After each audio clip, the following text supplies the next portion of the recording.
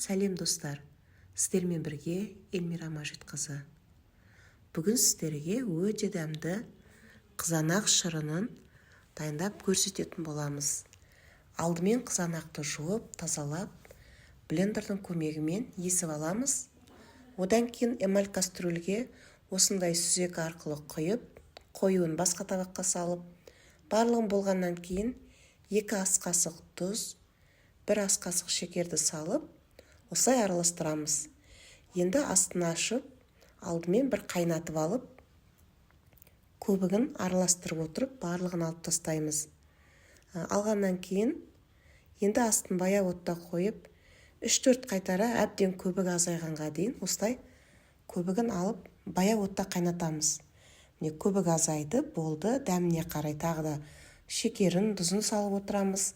Суығаннан кейін осындай ыдысқа құйып, ішсеңіздер, дәмі өте керемет болады.